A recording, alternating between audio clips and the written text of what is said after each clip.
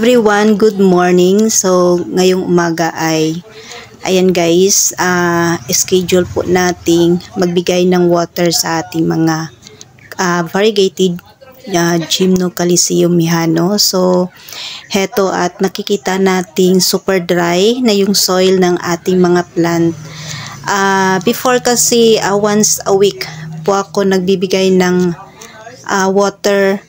So, last January ay naisipan kong once a month na lang po tayong magbigay ng water. So, iba naman po yung method na gagamitin natin dito sa ating mga cactus. Kasi napansin ko guys, pag ganitong method yung gagamitin natin ay lumalaki po na healthy yung ating mga cactus. So, before kasi once a week tayong nagbibigay ng water. Pero ibang method naman po yung ginagamit natin sa ating mga plants. So katulad nito guys, so super dry na yung ating cactus pero malaki siya. Before kasi maliit. So yung next nating gagawin ay ito na, nag-prepare tayo ng isang timba ng water. So, heto po yung gagamitin nating method sa pagdidilig ng ating halaman. So, ginawa natin siya. Nag-start tayong gamitin itong method na ito noong January. So, heto guys, yung gagawin natin. So, heto yung mga pops na kinuha natin doon sa ating mother plant. So, before, ganito yung ginagawa ko. Diligan ko lang siya ng ganyan. Pero, after 1 or 2 days ay nag-dry kaagad yung soil ng ating plants. So, naisipan natin ganito yung gagawin soak and dry. So, sinusok ko sila ng ilang minuto lang. Ayan. So, makikita naman natin na ano na siya. Basang-basa na po yung soil ng ating plant. Pag ano na, wala na po tayong nakikitang bubbles. Kasi minsan, pag isusok po natin yung ating plant, ay may lumalabas po na bubble. So, yan. Kasi before guys, yung ginagamit natin na method ay ganito lang. Binubuhos lang natin, pero pag hinukay po natin yung soil ay hindi po basa doon sa kinailaliman po ng soil. So, hindi po siya basa. So, kaya naisipan kong isok po sila ng ganito para basang-basa po talaga yung soil ng ating plant. Para makasipsip po ng maayos yung roots ng ating cactus, makainom po sila ng maayos ng water. So, ganito na po yung ginagawa ko pong method sa pagdidilig ng ating mga cactus. Kasi before, kahit na diligan natin sila, hindi po talaga lumalaki yung aking mga, ayan guys, nakikita nyo po, meron pong bubbles, ayan. Pag ganyan po, lumalabas po yung bubbles, so nakasiksik po yung water dun sa kailaliman ng soil. Before kasi hindi po talaga nababasa yung soil sa ilalim ng ating mga plants. So, kaya ganito na po na method yung ginagamit natin sa pagdidilig ng mga cactus. So, bago pa pong tanim, so, pwede po dilig lang po ng dilig. So, ganito lang. Buhusan lang natin siya ng tubig. Pero, pag stable na po yung ating mga plant or mga cactus, ay pwede na po natin silang isok and dry. So, ganyan po. Pag wala na pong ganyan, so nakikita po natin meron pong lumalabas na bubbles. Pag walang bubbles, ayan, pwede na po natin siyang iangat. Then, ayan, kitang-kita naman po na lumalabas yung tubig sa ilalim. So, kailangan po nakagamit po tayo ng yung well drain po na soil yung gagamitan natin sa ating mga cactus para mabilis ding matuyo yung ginamit nating soil. So ganyan po yung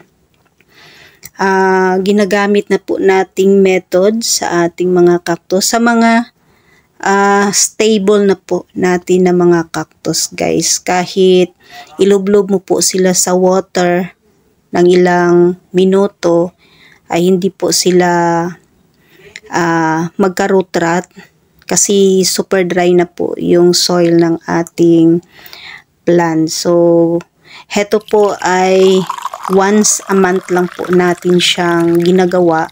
So after nito hindi na po natin siya dinidiligan. After 1 month, so isok na naman po natin yung ating mga plants. So yan lang po natin guys, meron pong bubbles na lumalabas. So pag ganyan po ay ayan, nakasipsip na po ng tubig yung nasa ilalim. Ayan, ano na po siya, basang-basa po yung soil ng ating plant. So kailangan po yan kasi pag hindi po nabasa yung roots ng ating plant, hindi po yan makasipsip. Obserbahan nyo po yan sa inyong mga guys, sa mga soil na ginagamit po ninyo.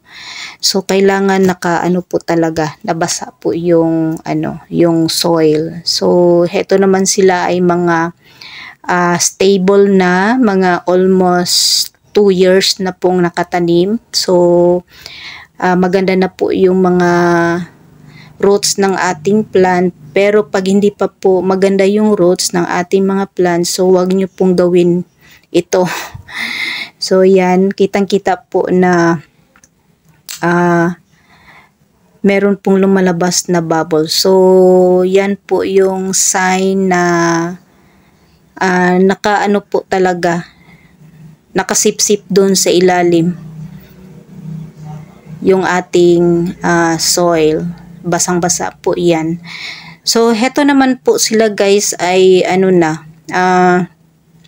na-try na natin ng nag-start tayo ng January, February, March, April na po ngayon. So 4 times na po natin siyang ginawa sa ating mga cactus. So far wala naman pong namatay.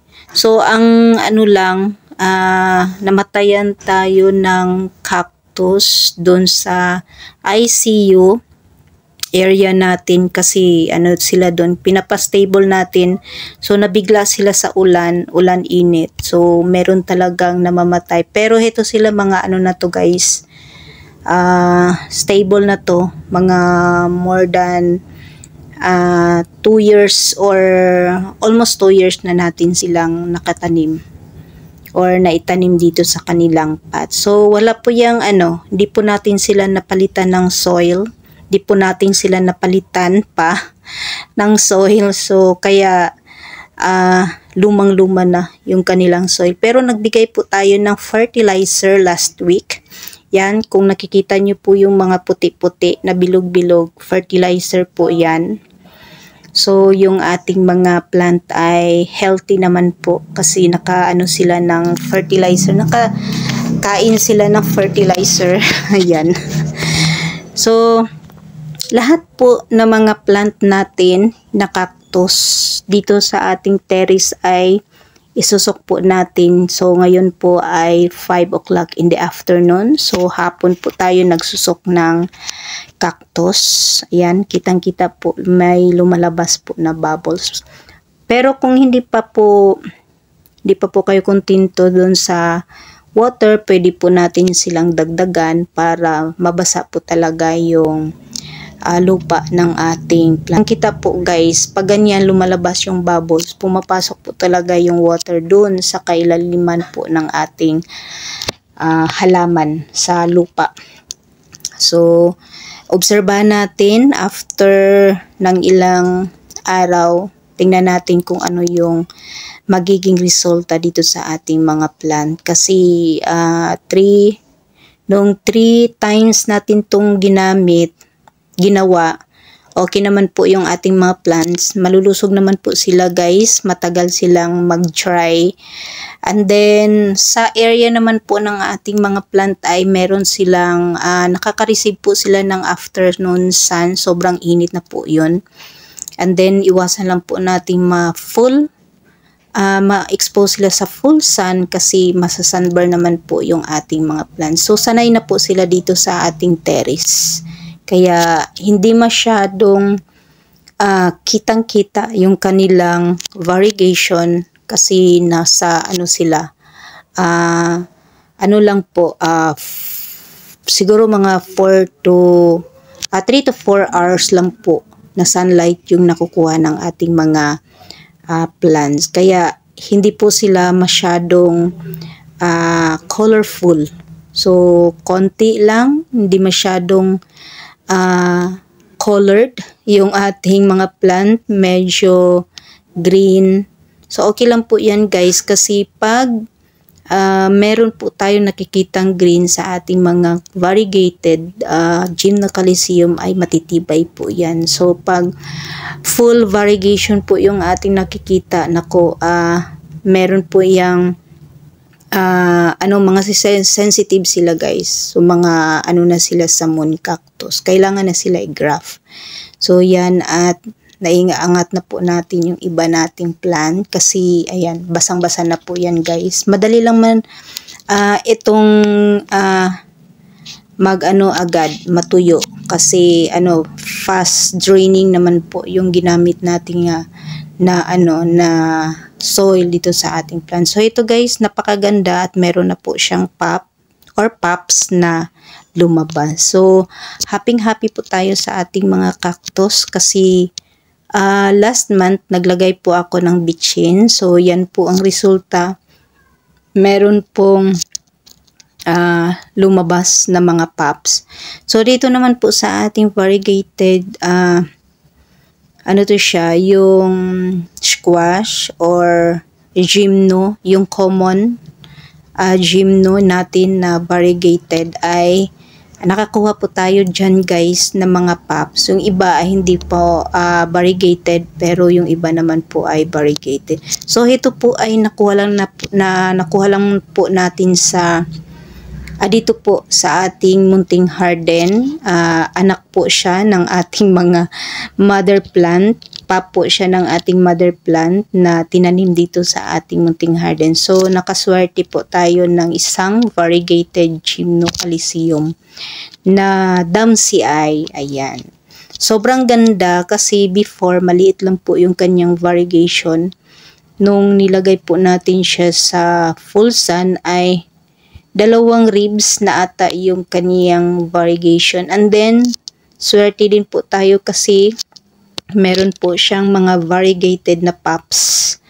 So, paparamihin po natin. Kinuha ko na po yung mga non-variegated na pops para lumaki po yung pops niya na may variegation. So, yan. At heto naman po yung isa ay medyo pa-perfect.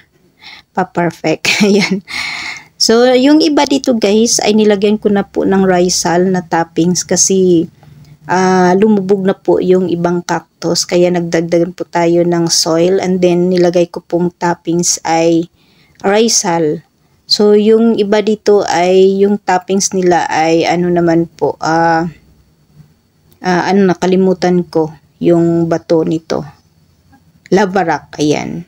So, yan po yung nakikita nating mga white na bilog-bilog. Yan po yung kanilang fertilizer. Hindi pa po na, naubos. So, yung ginamit po natin na fertilizer dito ay complete 14-14-14. So, yan po yung nakasanayan po nating fertilizer na binibigay sa ating mga halaman. So, ganyan po yung ginagawa na natin dito sa ating mga cactus. So, marami ito guys. Medyo matagal tayong matapos. Pero, lahat po ng mga cactus natin dito sa ating terrace ay isusuko na po kahit anong oras po tayo matapos. So, ngayon po ay 6 o'clock in the afternoon ba yan? Evening, ayan. So, hapon po tayo nagsusok and dry. So, wag po nating isok and dry nang maluluto po yung ating mga cactus dahil sa sobrang init na po dito sa ating location. Summer na po ngayon guys, sobrang init. And then, kung meron po tayong panagang ng init or sa pwede nating lagyan ng net yung ating mga halaman para hindi po sila ma-expose sa sobrang init. Maka-sunburn po yan guys pag basa po yung cactus natin and then na-expose po sila sa sobrang init ay ma-sunburn po yung ating mga cactus. So mag-update po tayo ng ating mga plant after 1 week para makita po natin kung ano yung naging resulta. And then after nito guys, siguro bukas ay maglalagay po ako ng yung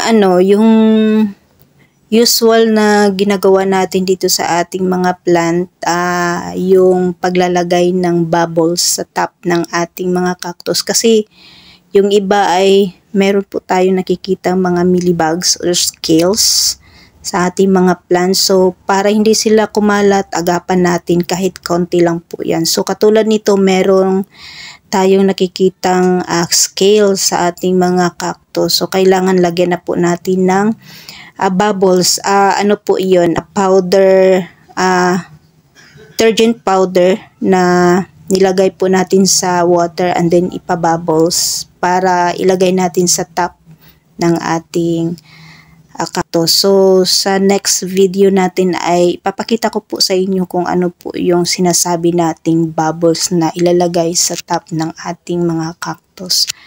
So, yan guys yung update sa ating mga plant dito sa ating munting garden. And that's for today guys. Maraming salamat po sa inyong panunod dito sa ating YouTube channel. Thanks for watching and God bless.